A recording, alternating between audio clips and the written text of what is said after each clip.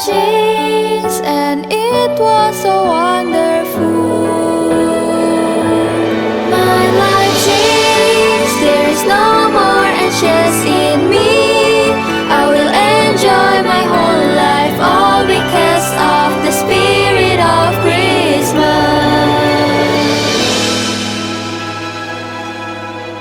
And all because of the spirit of Christmas.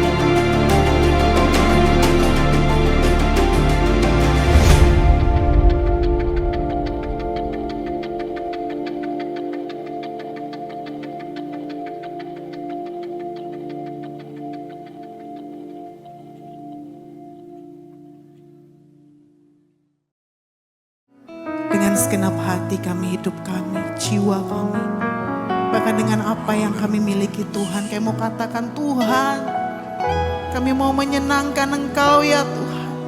Amin. Ralabayas. Yesus.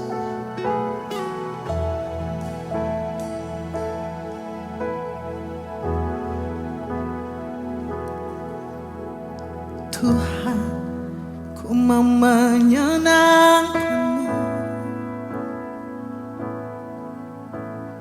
Tuhan, bentuklah hati ini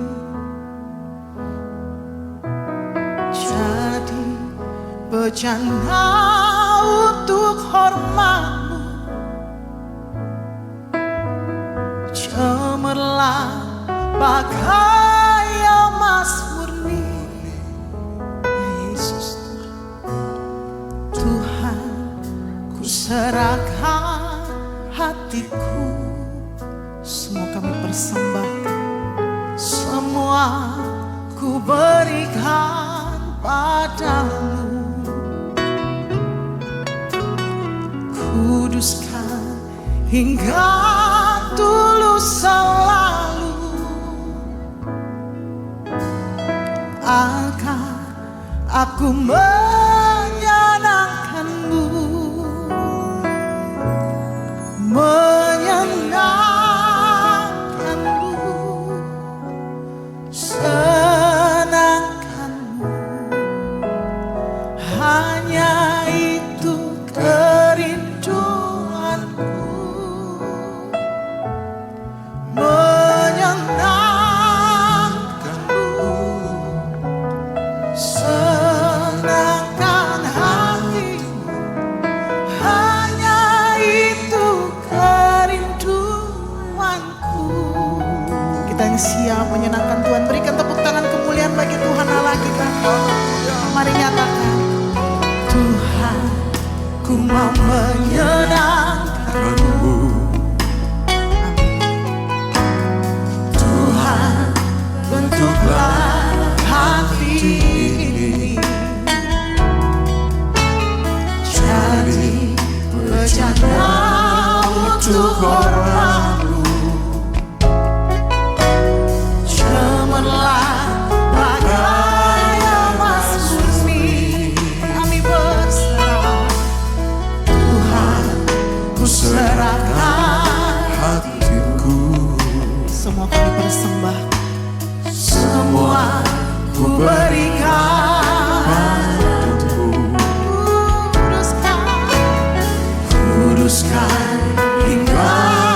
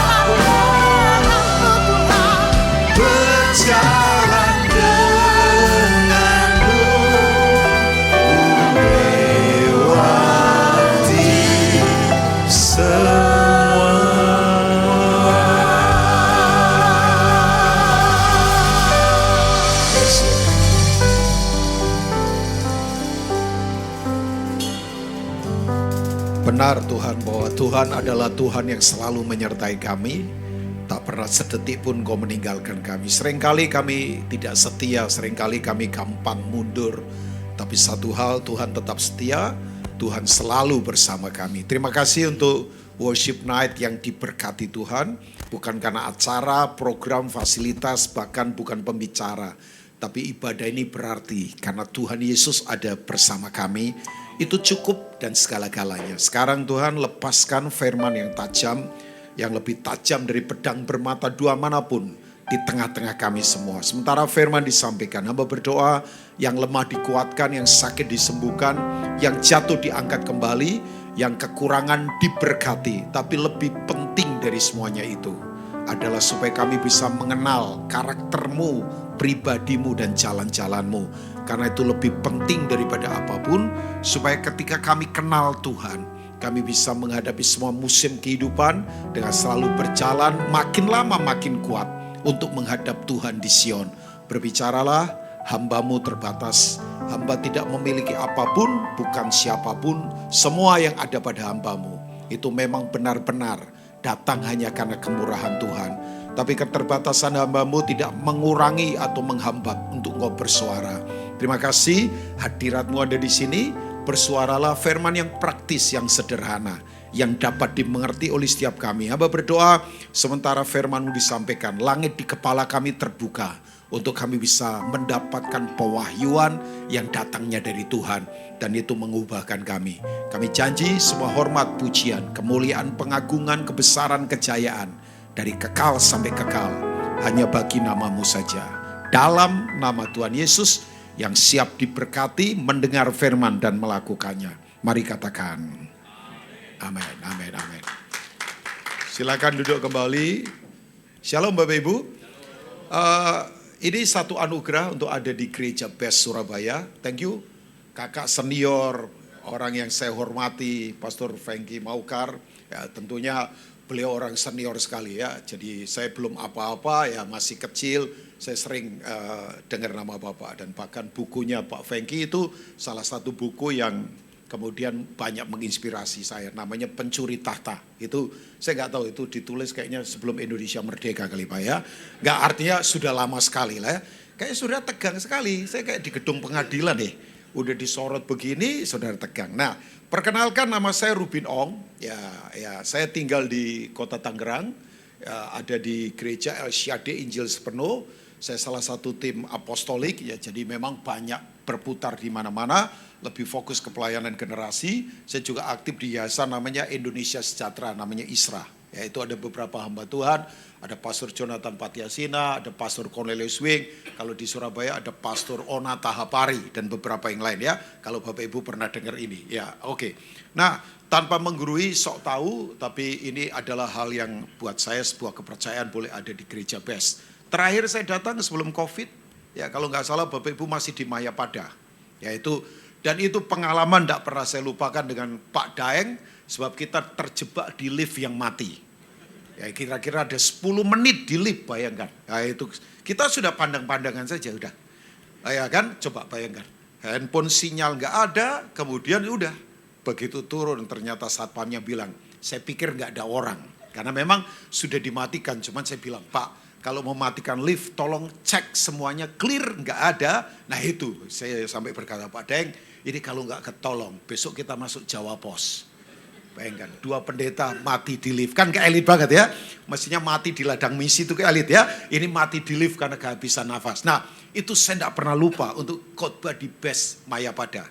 Tapi bukan karena itu saya kemudian trauma khotbah di Best. Bukan. Sebab itu setelah itu COVID kan, jadi kita bertemu lagi sekarang. Thank you sekali lagi Pastor Frankie, ini kehormatan. Nah, tanpa merasa sok tahu, menggurui, sok pinter, percayalah. Saya bukan orang yang suka datang dengan hati seperti itu, Tuhan tahu saya kok ya. Tapi sebagai hamba Tuhan, pengen berbagi buat Bapak Ibu. Wajahnya sudah sering dikhotbahin, tinggal praktek saja sebetulnya ya. Jadi saya tahu Bapak Ibu sudah dengar banyak khotbah. Nah tadi Pak Hendri, oh Bapak ya? Ah ya. Kelihatan pendeta sih Bapak memang ya. Cara duduknya, cara ngomongnya, jadi Bapak memang pendeta ya. Oke, maafkan saya. Tadi saya juga bercanda sama Pak Lingga, walaupun baru kenal. Ya mungkin beliau berpikir nih pendeta satu ini uraan kayaknya ya. Saya bercanda saja tadi di jalan. Karena macet, daripada stres, bercanda saja ya. Sebab Pak Lingga tadi berkata, maaf loh Pak Rubin, gak apa-apa memang macet begini suruh apa. Ya kalau saya terlambat kan ada penggantinya juga. Saya malah enak, saya makan soto, Pak Fengki yang khotbah kan. Karena saya baru tahu Pak Fengki ada loh ternyata. Harusnya Bapak yang khotbah dong Pak. Nah saya dengerin, Pak Fengki ada, saya pikir Pak Fengki lagi ada di mana gitu, Bulukumba atau mana, atau ada di negara mana kan. Beliau kan muter terus untuk apostolik ministrinya beliau kan. Capek juga kalau lihat beliau. Oke. Nah, saya ditanya sama Pak Pastor Henry, temanya ya tema sederhana, better or bitter. Ya, kita lebih baik atau kita jadi pahit dalam hidup ini. Ya, tema biasa saja, kita ini better atau bitter dalam hidupan. Nah, saya ingin mengajak kita Bapak Ibu, nanti kita akan baca kitab Daniel, nggak keseluruhan, cuman beberapa ayat karena waktu saya nggak panjang ya di sini. Ya cuma 35 menit, lebih dari ini saya bisa terlempar dari mimbar katanya ya. Jadi saya akan tetap on time, ya itu waktunya pakai merah lagi. Ya mau diganti hijau supaya lebih sejuk begitu, masa merah? Oke, nggak apa-apa juga supaya pendeta kelihatan. Nah, Bapak Ibu begini, kitab Daniel itu yang aneh karena kalau Bapak Ibu belajar teologi ya. Dari pasal 1 sampai pasal 2 ayat yang kelima. Kemudian pasal 8 sampai pasal 12 itu ditulis dalam bahasa Hebrew, Ibrani. Tujuannya itu untuk dikirim, dibaca oleh orang Yahudi. Ya kan? Tapi yang aneh dari pasal 2 ayat yang ke-6 sampai pasal 7 sampai selesai. Ditulis bukan dalam bahasa Ibrani, tapi bahasa Aramik. Ya, waktu itu kayak bahasa Aramik ini kayak bahasa Inggris. Ya. Sebab ini kerajaan Sinear Babilonia, imperium yang dibangun begitu luar biasa, yang menaklukkan dan kemudian menghancurkan bait Allah pertama, the first temple, eranya Salomo adalah Babilonia. Nebukadnezar, Bapak Ibu tahu ya. Nah Bapak Ibu begini, ditulis dalam bahasa Aramik karena begini, wilayah kekuasaannya Babel itu adalah dari India sampai Afrika. Imagine ya, itu jauh banget. Nah, untuk menyatukan ratusan bahasa yang ada, akhirnya harus pakai bahasa penyatu, namanya bahasa Aram. Kalau sekarang kayak bahasa Inggris lah. Ya, orang menguasai bahasa Inggris kemana saja bisa. Sudah mau kemana saja bisa, ya kan? Karena itu menyatukan dunia kan. Ya, nah begini Bapak Ibu.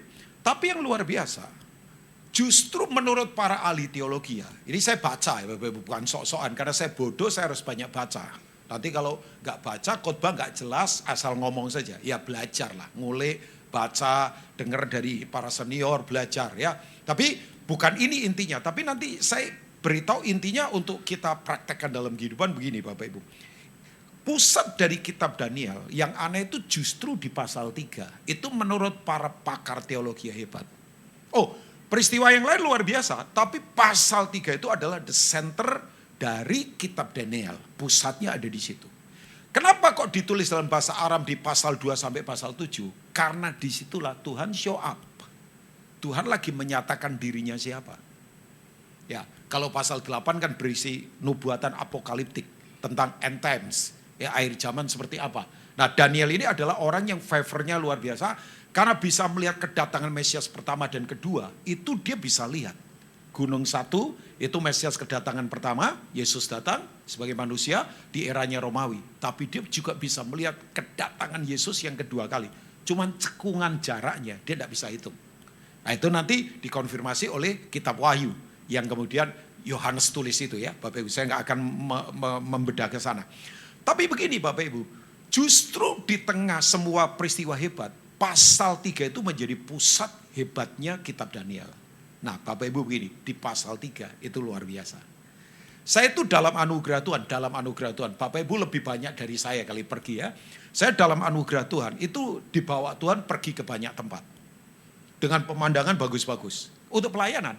Dan saya tidak cari-cari pelayanan. Tiba-tiba orang dari Toronto, tiba-tiba orang dari Amerika misalnya, tiba-tiba orang dari Asia di beberapa negara. Itu kontak saya tanya, kok Bapak undang saya? Iya, kita berdoa, Pak Rubin itu ditaruh di hati kita untuk bicara di retreat lah, di KKR lah, di apa begitu. Oh begitu, ya sudah. Saya kemudian tahu bahwa itu semua datang dari Tuhan. Saya tidak pernah promosi. Wong saya juga nggak main Instagram aktif. Ya Instagram punya cuma untuk memantau anak saya saja. Itu saja tujuannya ya. Saya tidak pernah story di mana. Jadi orang-orang nggak tahu saya ini sekarang ada di best misalnya. Mereka nggak tahu. Saya tidak suka promosi-promosi begitu. Karena wajah kurang ganteng, pasti nggak laku lah Bapak Ibu ya. Ya yang ganteng-ganteng yang boleh lah promosi-promosi begitu. Nah begini Bapak Ibu, saya melihat banyak pemandangan luar biasa. Tapi yang hebat begini, tidak ada pemandangan yang fenomenal begitu hebat. Orang jalan di api, itu tidak mati. Pak praktisnya apa? Praktisnya begini, ini sekarang kita ini sudah ada di dalam api loh Bapak Ibu. Api ini sekarang. Tujuannya gereja dimurnikan. Mas sudahlah, kalau nggak punya moral udahlah bertobat, jangan pelayanan dulu. Sorry ya, pendeta kalau nggak punya moral lagi, ngapain pelayanan? Jualan abab saja. Udahlah. Ini pemurnian luar biasa loh Bapak. Oh, saya nggak reaktif dengan apa yang terjadi sekarang, tapi aneh kan coba. Covid belum recovery komplit, banyak yang bankrupt. Tiba-tiba Ukraina sama Rusia meledak perang. Pangan terganggu. Sekarang gandum makin mahal. Ya, saya bersyukur saya tidak terpengaruh. Karena sudah 7 tahun ini saya nggak makan tepung. Saya lebih makan ketela rebus, singkong rebus. Jadi tolong Bes kalau mau kasih saya jajan yang begituan saja ya. Ya sekalian ini request lah Pak ya. Nanti hari Minggu tolong ada singkong rebus, jagung rebus ya. Tidak perlu ada foto engkong Pak, itu penyembahan berhala itu tidak perlu ya. Jadi ya, enggak, saya udah putuskan Pak Fegi untuk itu. Karena memang saya sudah punya titik balik ya tepungkan gluten. Tapi ya Bapak Ibu yang makan roti nggak apa-apa. Ini yang jualan roti jangan marah sama saya loh. Masih banyak ratusan juta orang makan roti. Indonesia kan pemakan roti. Tapi gandum terganggu. Ya pangan terganggu.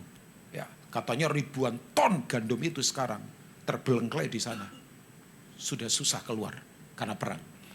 Tiba-tiba 7 Oktober kemarin Timur Tengah meledak. Menurut banyak pakar ini bakal panjang. Beberapa orang yang sudah planning untuk pilgrims ke sana terganggu. Saya menangis Pak Fegi, sebab banyak teman-teman saya yang baru grow up. Bisnis untuk tour ke sana. Sekarang macet lagi. Kasihan sih. Ya macet sekarang ini. Saya nggak tahu berapa lama ya. Saya nggak tahu sampai berapa lama. Nggak tahu Pak Fengki punya prediksi berapa lama. Cuman menurut saya bisa lama ini. Karena ini perangnya nggak main-main. Betul saya baru tahu terowongan itu sudah digali. Itu sudah kemana-mana 40 km. Labirinnya luar biasa. Dalamnya hampir 30 meter. Ini perang nggak gampang ini Bapak Ibu. Ya, ini saya nggak ngomong yang lain ya. Nggak ngomong politik, nggak ngomong apa. Wong memang ini perang sekarang yang terjadi kok. Nah akibatnya yang saya khawatirkan harga minyak pasti naik. Nah dua ini pangan sama minyak kalau sampai naik ya udah. Sementara inflasi sekarang masih belum terkontrol. Ya saya tidak reaktif karena itu. Tapi kita memang sekarang ada di kemurnian yang luar biasa. Ya karena memang gereja sedang dimurnikan. Nah begini Bapak. Yang aneh lagi dari kitab Daniel pasal 3. Daniel gak ada. Loh kitab Daniel senternya kan Daniel. Danielnya gak ada. Yang ada ditulis adalah komunal. Komunal orang percaya Sadrah, Mesak, Abednego. Itu yang namanya Hafruta. Kalau bahasa sekarang komsel. Kelompok kecil. Community. Saya nggak tahu di BES ini ada community nggak? Ada ya Pak ya? Namanya apa terserah lah. Ada namanya Kula, ada namanya KTB lah, ada namanya ya macam-macam terserah. Nama kan pokoknya yang penting ada connect group lah, ada family altar lah, ada nama apa, komsel terserah itu kan nama saja. Tapi begini Bapak Ibu, Daniel nggak ada. Yang ada Sadrah, Mesak, Abednego komunal. Saya beritahu Bapak Ibu. Bapak Ibu nggak boleh sendirian. Nggak ada Superman. Nggak ada. Udah jangan percaya buatannya Hollywood. Nggak ada Superman. Yang ada Supratman. Kalau di Indonesia. Nggak ada. Mesti kita bersama-sama Bapak Ibu. Togetherness sebagai komunal keluarga. Yang harus saling menguatkan. Ini api nggak boleh sendirian. Dilarang sendirian berjalan di dalam api ini. Ya. Daniel gak ada. Coba aja cek. Daniel pasal 3. Padahal Daniel itu adalah advisor dari keluarganya Nebukadnezar. Kan Daniel tidak mau jabatan jadi gubernur di India misalnya, atau jadi gubernur di mana, Tanzania, atau mana lah. Dia tidak mau. Daniel strategis, pegang kepalanya, semuanya kena. Ya kan? Nah, saya nggak tahu Sadrak, Mesak, Abednego itu mungkin jadi pejabat tinggi di mana, di Afrika, atau di India, atau di wilayah mana, saya nggak tahu. Nah, begini kan Bapak Ibu, Nebukadnezar lagi bikin patung sistem supaya disembah. Ya, ini sistem penyembahan ini. Penyembahan kan begini, kita bergantung sama siapa? Karena penyembahan bukan soal ekspresi tubuh. Penyembahan itu bukan ekspresi tubuh. Penyembahan itu adalah sikap hati, kita bergantung total pada siapa dalam segala hal dan di dalam segala hal. Jadi penyembahan itu bukan sikap tubuh. Bukan cuma ngangkat-ngangkat tangan, tepuk-tepuk tangan, bukan cuma main musik. Tapi sikap hati kita ada di mana? Orang boleh ngangkat tangan, kalau hatinya di duit, ya berarti yang disembah duit. Orang boleh ngangkat tangan, kalau yang disembah adalah misalnya orang lain, pengharapannya ke orang lain, berarti sembahannya di orang lain. Oh, bisa saja di gereja, tapi ternyata hatinya sudah tidak lagi di Tuhan. Ya, makanya udahlah, kita nggak usah main-main action yang cuma pinter nyanyi, nyanyi lagu rohani tidak membuat orang rohani kok Bapak Ibu. Enggak lah. Nah, yang penting sikap, saya penyanyi rohani, maksudnya suka nyembah. Tapi saya sadar bahwa penyembahan soal sikap hati. Nah, sistem ini dibuat begini kan. Siapa yang begitu musik diperdengarkan gak menyembah, mereka akan masuk ke dalam apa Bapak Ibu? Api yang panasnya luar biasa. Nah, kita lihat sekarang. Daniel chapter 3, verse 16. Kita lihat, coba boleh ayat yang ke-16. Daniel pasal yang ketiga. Saya terlalu cepat gak Bapak Ibu? Enggak ya, oke ya. Jadi kalau terlalu cepat maaf, saya belum nyampe bidan, katanya mama saya sudah lahirin saya di becak. Jadi agak kecepatan ya mungkin saya karena itu ya. Oke, nah ini. Waktu kemudian musik berbunyi, 3 orang ini enggak mau menyembah patung. Ya, kita akan ditantang pada sistem nanti ke depan. Bapak Ibu bergantung sama siapa? Mungkin sampai pada titik begini. Udah. Kita percaya pada siapa, itu nanti taruhannya adalah hidup kita. Ini belum aniaya Bapak Ibu. Wong kadangkala ya, kenyamanan terganggu saja banyak orang mundur. Apalagi kalau sampai persecution ya. Ada sampai aniaya. Itu not that easy memang, gak gampang. Ini pemurnian luar biasa loh. Nah, ayat yang ke-16 coba kita lihat ya. Jadi Daniel Sadrak, Mesak Abednego dilaporkan.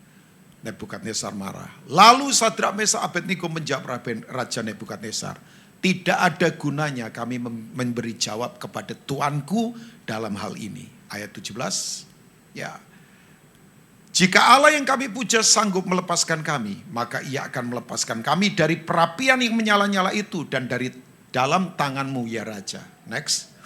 Ayat 18, tetapi seandainya tidak, hendaklah Tuanku mengetahui ya Raja, bahwa kami tidak akan memuja dewa Tuanku dan tidak akan menyembah patung emas yang Tuanku dirikan itu. Yang setuju katakan amin? Oke, saya orang yang biasa saja, membahasakannya mungkin praktis saja, sederhana karena pemikiran saya tidak mau rumit. Tapi saya berdoa Roh Kudus akan terjemahkan ini buat Bapak Ibu. Bapak Ibu, kita ini sekarang ada di dalam api. Dan sekali lagi, tidak boleh hidup sendirian di dalam api. Gak ada Superman. Justru di dalam kondisi yang betul-betul luar biasa peristiwa ini, nama orang hebat hilang. Udahlah, gak usah kultus-kultuskan orang. Kalau kita gak bersama-sama, saling menjaga, gak ada yang kuat. Ya, saya dalam hidup saya mempertanggungjawabkan hidup saya buat orang di sekitar saya. Mereka tahu hidup saya. Soal seks, soal duit, soal keluarga. Mereka jaga saya. Pak, orang-orang di mimbar ini kelihatannya hebat-hebat. Sekarang banyak yang lagi tumbang, Pak. Makanya saya sedih ya kalau orang kultuskan pendeta. Terlalu berlebihan. Maafkan ya, sekarang ini pemujaan terhadap pendeta udah terlalu kebangetan, Bapak. Ya. Saya makanya kalau orang berkata, Pastor Rubin, saya bilang, udahlah jangan panggil saya pastor. Kalau lebih tua panggil saya Rubin saja. Ya kalau lebih muda mau panggil saya Mas, mau panggil saya Kang, mau panggil apa. Udah, kita sama kok. Yang beda kan fungsinya saja. Pak Rubin merendahkan Bapak ini pendeta. Loh enggak, kita sama Bapak Ibu. Saya sama Bapak Ibu sama. Cuma beda fungsi saja. Saya dapat kehormatan untuk melayani.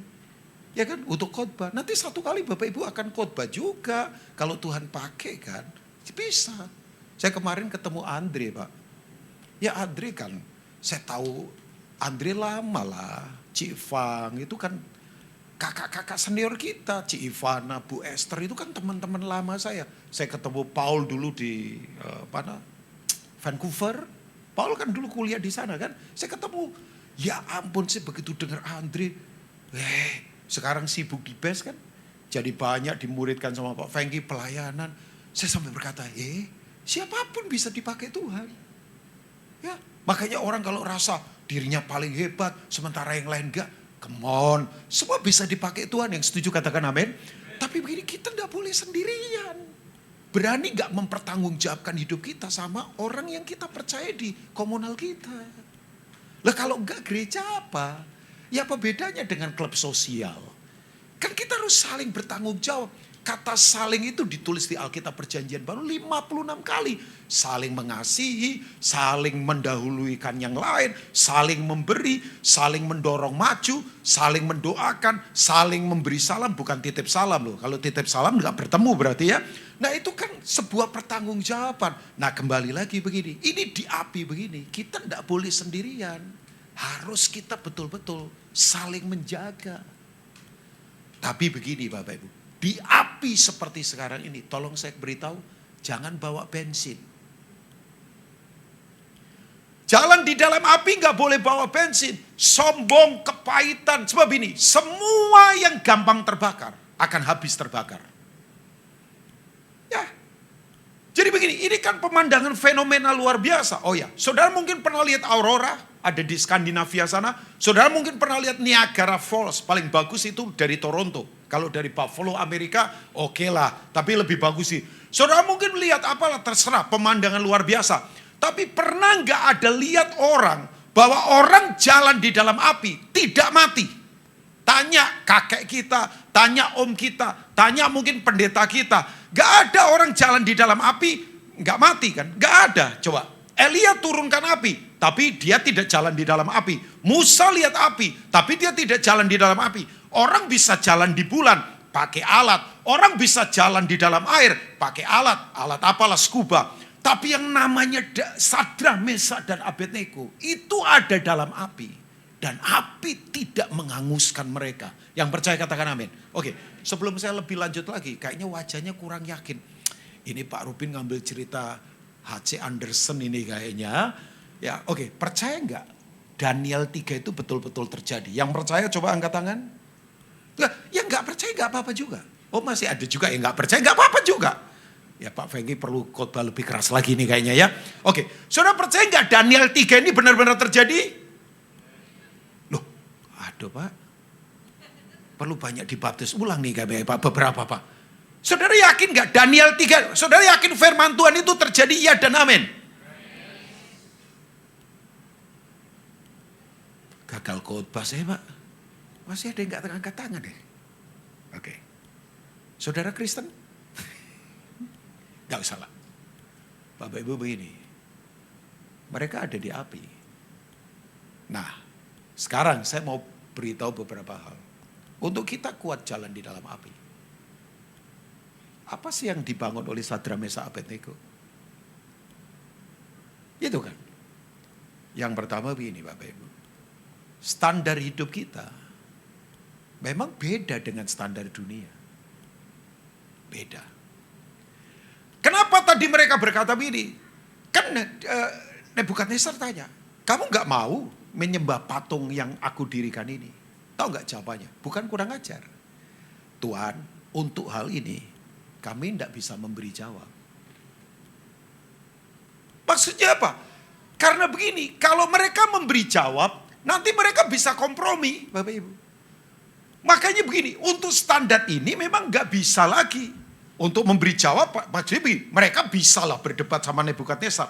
Tapi mereka berkata begini, Tuhan kami gak memberi jawab karena begini. Kita ini punya standar dalam kehidupan. Bahwa memang kita gak bisa kompromi soal ini. Dan saya beritahu buat Bapak Ibu semua, resikonya itu Sadra Mesa Abednego itu masuk ke dalam api. Bukan tidak masuk loh, masuk. Makanya kalau orang berkata, aduh ikut Tuhan semua gampang, semua enak. Siapa bilang? Justru saya beritahu, bagusnya di dalam api itu, yang murni kelihatan. Sorry ya, orang Kristen tuh udah jangan takut sama tantangan. Jangan takut. Ini pastor ini agak gimana, salah makan kali. Bukan Bapak Ibu. Justru di dalam api itu Bapak Ibu, pertanyaan saya, kita akan jadi bitter atau better? Kalau mereka kemudian kompromi memberi jawab, nanti mereka ngomong begini, Tuhan, cobalah Tuhan, 16 tahun kita ikut Tuhan loh. Kan ini tahun 18 pemerintahnya Nebukadnezar. Mereka ditawan dari tahun kedua pemerintahnya Nebukadnezar. Kok Pak Rubin tahu? Ya saya pembaca Alkitab dan saya kalau baca berusaha cermat dari awal. Ini kan tahun 18 pemerintahnya Nebukadnezar. Berarti 16 tahun mereka kerja sama Nebukadnezar. Saya punya pertanyaan. Etos kerjanya mereka bagus nggak Bapak Ibu? Bagus. Mereka ketahuan nyolong? Mereka ketahuan malas? Makanya orang Kristen etos kerja ditunjukkan. Supaya begini, dunia lihat kita.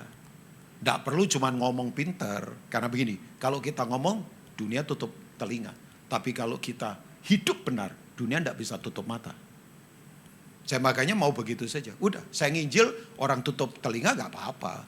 Tapi kalau lihat hidup saya benar, siapa yang bisa tutup mata? Ya kan? Jadi begini, etos kerja gak diragukan. Mereka nyuri, korupsi? Enggak. Tapi begini, mereka bisa ngomong begini, Tuhan, kan ini orang-orang Kasdim itu iri sama kedudukan kita. Jadi artinya apa? Api kemudian hasilnya apa? Nyalain orang. Ini gua ini menderita gara-gara dia ini. Makanya yang keluar bitter, bukan better. Loh, iya kan? Mereka bisa saja, Tuhan, udahlah 16, coba track record kita kan ada laporannya Pak Fenggi, itu kan pasti ada laporan lah. Kan ini kerajaan besar ini, kayak sekarang ini kayak di negara Amerika atau China lah Pak Hendri. Tapi mereka bisa saja begini, itu mereka iri sama kita karena kedudukan kita dikasih Tuhan, ya karena prestasi kerja. Tapi kan nanti akhirnya begini, api kemudian bisa nyalain orang, membuat mereka tidak better tapi jadi pahit. Makanya mereka ngomong, Tuhan dalam hal ini kami mau diam saja. Gak memberi jawab. Makanya Bapak Ibu ya, kalau dalam proses udah. Gak usah nyalain siapapun. Gak usah memberitahu siapapun.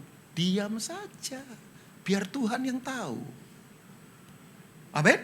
Karena proses itu bagus. Pak Rubin ngalami proses. Ya ampun, saya pelayanan itu dari jalanan Bapak Ibu. Bukan karena papa saya punya gereja pendeta, enggak, bapak saya orang biasa. Kita lahir dari keluarga miskin. Saya kerja di pasar bertahun-tahun jadi kuli. Gak ada orang yang lirik kita lah. Siapa mau? Makanya hanya satu orang yang bisa melihat dengan mata kasih karunia, namanya Wahyu Indroyono. Siapa dia Pak Rubin? Apakah saudaranya Paulus Rasul di Alkitab? Bukan. Beliau meninggal belum lama kok. Dia guru sekolah minggu saya, yang matanya penuh kasih karunia melihat saya, yang nothing. Makanya kalau orang tanya, kamu lahir pelayanan di mana? Di jalanan. Saya tidak pernah di-upgrade siapapun. Saya tidak pernah cari pelayanan. Saya tidak pernah pakai media untuk diundang di pelayanan. Proses. Oh iya, 8 bersaudara, anak nomor 1, adik 7, papa bankrupt karena salah keputusan bisnis. Sampai saya harus bekerja, saya ngelesin drum untuk kemudian dapatkan uang. Bekerja apa saja, sampai satu kali Tuhan panggil saya. Makanya pelayanan ini bukan milik saya. Jadi kalau Tuhan ambil ya sudah. Saya enggak pernah ribut. Buat apa ribut di pelayanan? Ya saya tuh kalau jadwal dibatalin malah seneng. Bisa pergi sama istri anak saya. Oh ya. Misalnya Pak Rubin pelayanan minggu cuma 2 kali. Ya ampun seneng banget. Kan gak terlalu capek. Loh Pak Rubin hidup gini. Ya ampun. Saya hidup dari berkat Tuhan.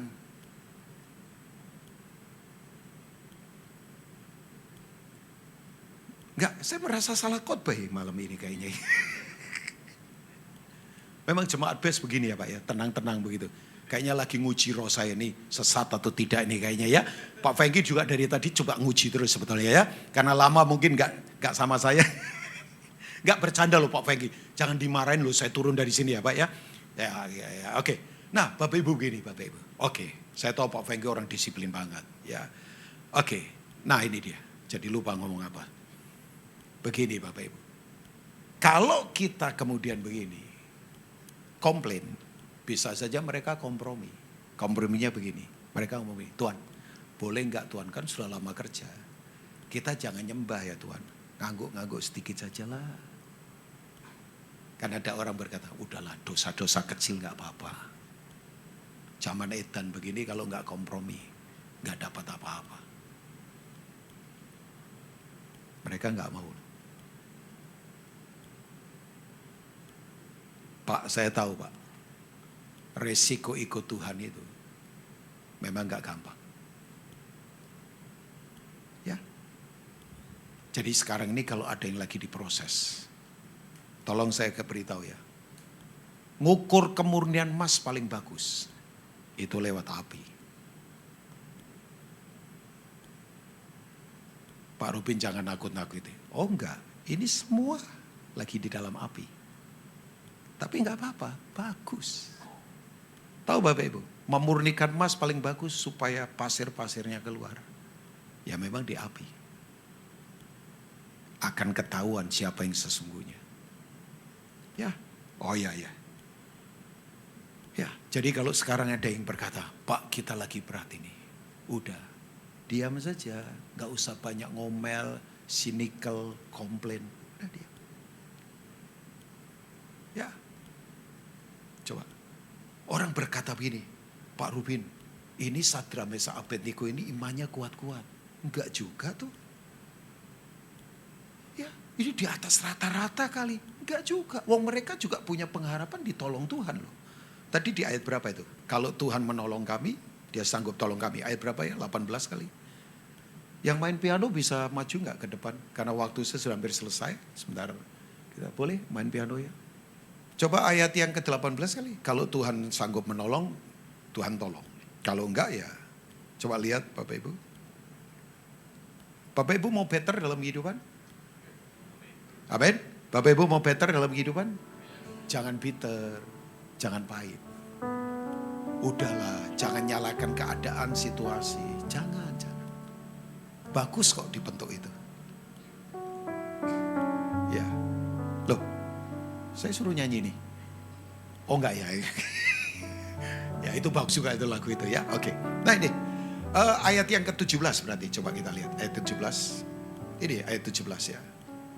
Jika Allah yang kami puja sanggup melepaskan kami, maka ia akan melepaskan kami. Ekspektasi mereka tetap mau ditolong Tuhan. Nah yang kedua Bapak Ibu. Apa yang kita belajar dari Sadra Mesa dan Abednego? Kejadian ini Bapak Ibu tahu Bapak Ibu, menginspirasi miliaran orang sampai sekarang. Dan tidak pernah ada di Alkitab cerita tentang ini, hanya satu-satunya ini. Bapak Ibu baca sekali lagi dari Kejadian sampai Wahyu, hanya ini satu-satunya cerita yang begitu hebat. Sekali lagi, orang di dalam api, tapi api tidak menghanguskan dia. Nah bagusnya apa Bapak? Bagusnya begini. Mereka itu di api dimasukkan, diikat oleh tali Babel. Di luar itu Babel loh. Kekejian, pesta pora. Apalagi pengkhianatan. Babelonia, sistem. Sistem kan kekacauan. Kita menghadapi sistem loh. Sistem yang kacau, sistem yang korup, sistem yang parah, sistem halalkan segala cara. Sistem pokoknya begini. Yang penting kompromi untuk dapatkan sesuatu. Itu mengikat kita. Nah bagusnya begitu di api, sistem itu langsung rontok. Sorry ya, ibadah di gereja belum tentu melepaskan orang dari sistem. Mau pembicaranya flamboyan seorang artis hebat. Yang melepaskan sistem adalah api. Tadi ada yang amin itu, Bapak ada yang amin ya. Ya, enggak, saya berharap menangkap sesuatu. Jadi begini, mereka kemudian yang luar biasa, ini prinsip yang kedua. Ya. Prinsip yang kedua begini, penyerahan total pada Tuhan itu, udah enggak perlu tanya apapun pada Tuhan. dan tidak perlu meragukan Tuhan. Yang setuju katakan amin. Mereka ngomong ini kan sebuah kata-kata yang nggak sok-sokan rohani. Kalau Tuhan sanggup tolong kami, dia tolong kami. Jadi mereka punya ekspektasi ditolong Tuhan. Makanya kalau kita berkata mereka orang-orang pemberani, enggak juga. Mereka orang-orang Superman, enggak juga. Mereka orang-orang yang kemudian imannya lebih kuat dari kita, enggak juga Bapak Ibu. Mereka tetap punya pengharapan sebagai manusia, Tuhan tolong. Tapi mereka berkata, tapi kalau Tuhan tidak tolong, ya udah. Kami nggak tahu, ekspektasi kami ditolong Tuhan. Tapi kalau enggak, kami tidak mau kompromi. Makanya kalau saya simpulkan dengan bahasa sederhana, penyerahan total pada Tuhan itu begini. Jangan meragukan Tuhan. Nggak perlu tanya apapun. Kalau Tuhan berdaulat, pasti dia memberi yang terbaik. Walaupun caranya tidak seperti yang kita pikirkan. Makanya betul. Kalau Tuhan ketemu orang-orang begini di gereja BES ini,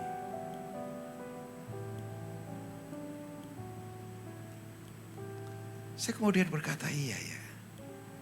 Coba, Tuhan cari true worshiper, penyembah sejati. Sorry ya, saya kalau dengar orang ngomong begini, mari kita menyembah Tuhan supaya kita diberkati. Saya gak setuju. Penyembahan gak ada hubungan sama berkat. Berkat itu hubungannya sama salib. Oh, di sini gak ada lambang salib ya? Ini gereja kan Pak?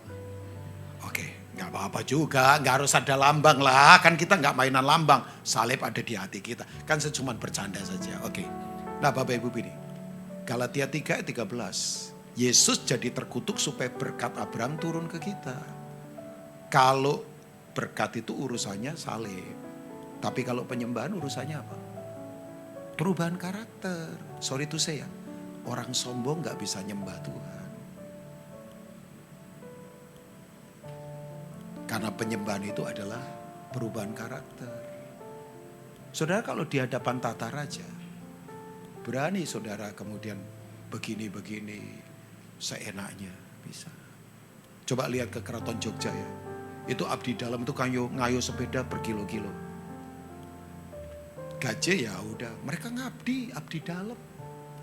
Dari kakek, papa sampai anak. Itu kalau sudah di area Sinuhun, Bapak itu tahu ngesot.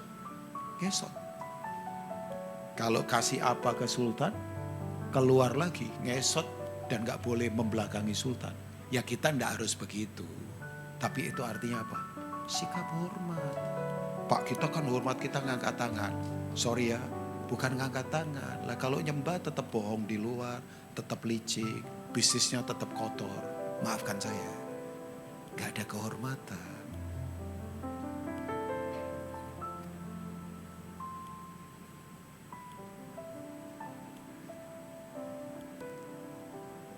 Tuhan cari orang yang penyembahnya sejati. Saya selesai? Karena semua sudah pada naik. Oh belum ya? Kok tadi sudah bergerak mau naik semua? Jadi saya tahu diri saya mesti harus turun. Kalau ada yang naik kan saya harus turun berarti ya. Nah begini Bapak Ibu. Tujuan dari semua ini cuma satu. Nama Tuhan dimuliakan. Karena seluruh dunia waktu itu lagi berkumpul. Tuhan lagi show up. Oke, saya tutup ya. Saya berharap Bapak Ibu menangkap pewahyuan ini. Tiba-tiba Tuhan ingatkan ini ke saya. Orang Yahudi itu biasanya, itu bisa maksimal dalam ibadah. Itu selalu ada di Yerusalem. Karena di sana ada bait Allah dan tabut perjanjian. The Ark of Covenant itu. Tapi tahu Bapak Ibu, di Babel justru Tuhan ditinggikan.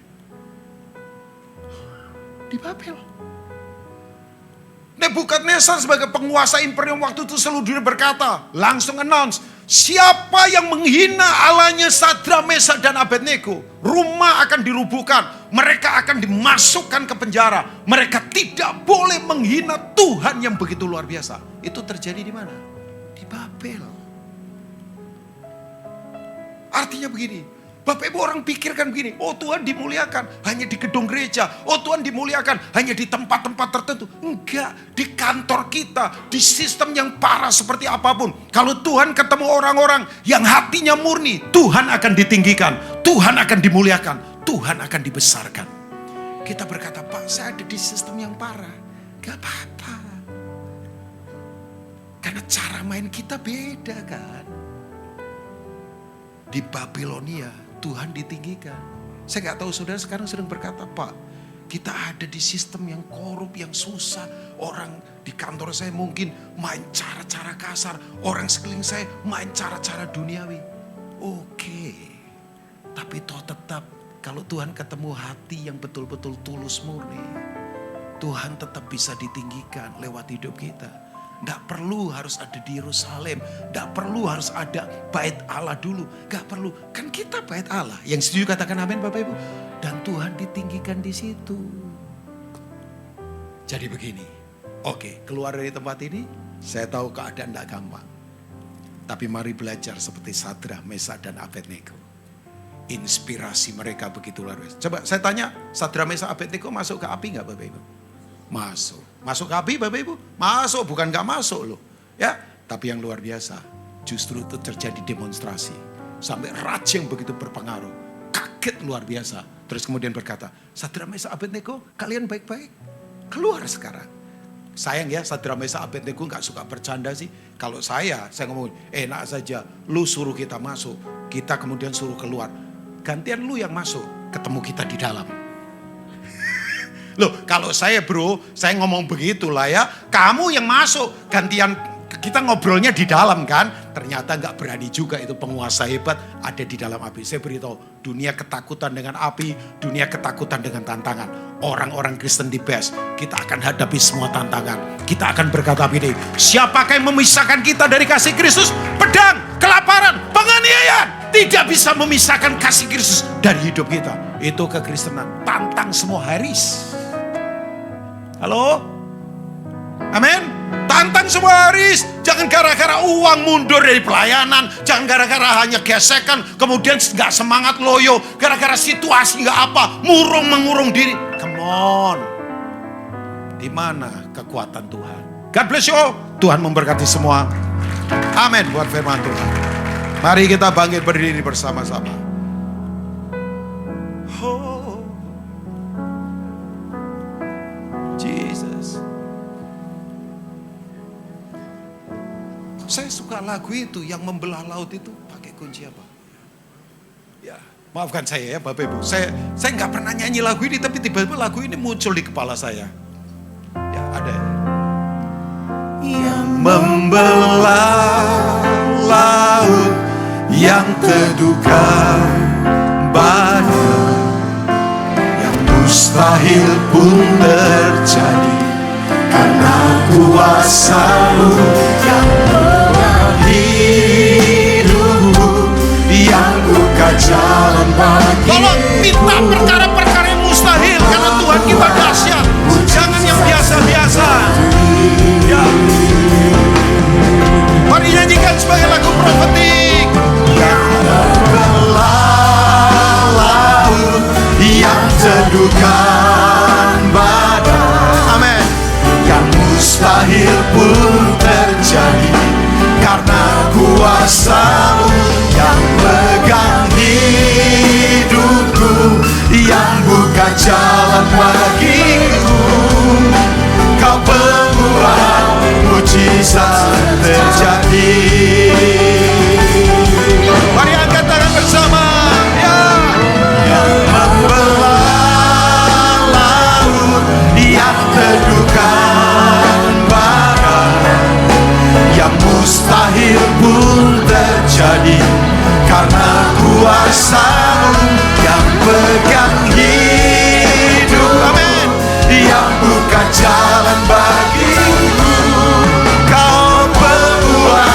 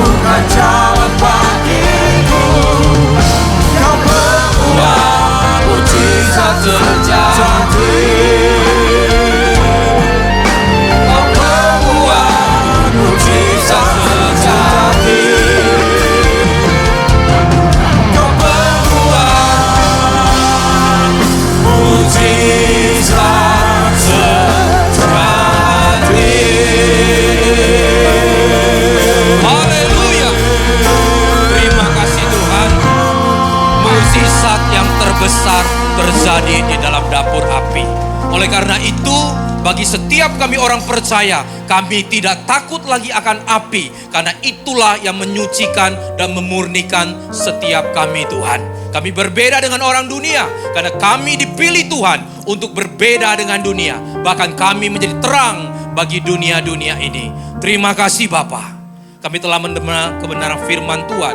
Biarlah ini menjadi pedoman, pegangan, dan meneguhkan setiap iman kami. Terima kasih Tuhan. Kami tidak lupa berdoa untuk gereja-gereja yang ada di seluruh dunia.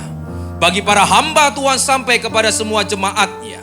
Kiranya Tuhan memberkati mereka semua, supaya mereka menjadi berkat dan berdampak. Sehingga gereja di seluruh dunia dipenuhi oleh jemaat yang mencari Tuhan dengan tulus dan takut akan Tuhan. Demikian juga untuk gereja di mana kami Engkau percayakan untuk mengembalakannya, yaitu gereja Blessing in the Spirit. Kami mau berdoa untuk setiap persembahan dari jemaat-Mu. Kiranya Tuhan Kau menerimanya dan membalasnya. Biarlah persembahan ini berkenan kepada Tuhan sebagaimana persembahan Habel. Tuhan Kau memberikan kemurahan-Mu, balaslah kebaikan dan kerelaan hati jemaat. Jaga dan lindungi mereka, serta peliharalah mereka beserta keluarga, pekerjaan, studi, dan kesehatannya. Mari dekapkan kedua tangan di dada.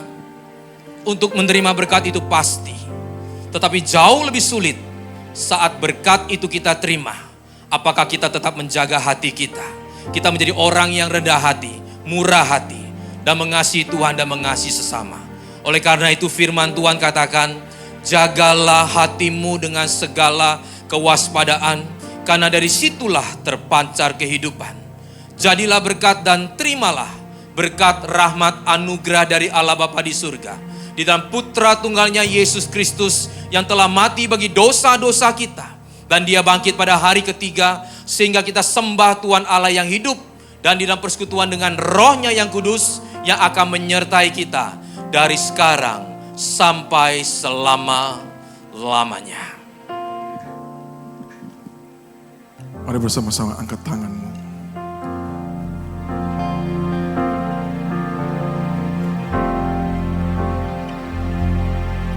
Janjimu seperti fajar pagi hari, dan tiada pernah terlambat bersinar. Cintamu Tuhan, cintamu seperti sungai yang mengalir, dan ku tahu betapa dalam kasih-Mu. Janji-Mu Tuhan, janji-Mu seperti fajar pagi hari, tiada pernah terlambat bersinar. Cinta-Mu seperti sungai yang mengalir, dan ku tahu betapa dalam kasih-Mu. Sekali lagi bersama-sama katakan janji-Mu. Janji-Mu seperti fajar pagi hari, dan tiada pernah terlambat bersinar. Cinta-Mu seperti sungai yang mengalir, dan ku tahu betapa dalam kasih-Mu. Dan ku tahu betapa dalam kasih-Mu. Dan ku tahu betapa dalam kasih-Mu. Ayo sorak-sorak paling meriah buat Tuhan kita. Haleluya. Bapa kami yang ada dalam surga, dikuduskanlah nama-Mu, datanglah kerajaan-Mu, jadilah kehendak-Mu di bumi seperti dalam surga. Berikanlah kami pada hari ini makanan kami yang secukupnya, dan ampunilah kami kesalahan kami, seperti kami juga mengampuni orang yang bersalah pada kami. Dan janganlah membawa kami ke dalam pencobaan, tapi lepaskanlah kami daripada yang jahat. Karena Engkau lah punya kerajaan dan kuasa dan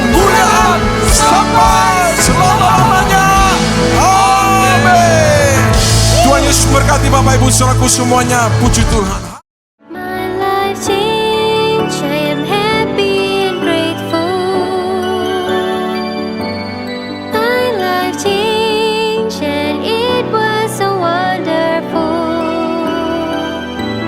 My life changed, there is no more anxious in me. I will enjoy my whole life all because of the spirit of Christmas.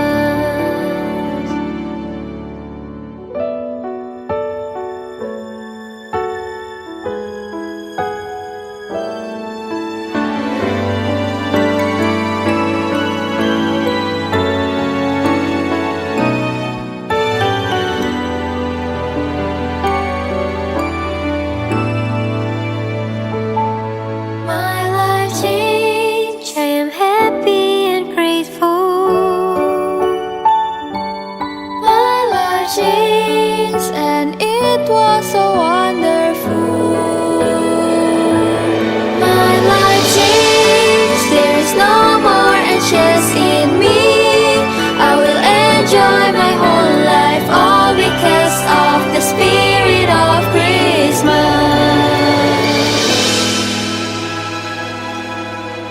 And all because of the spirit of Christmas.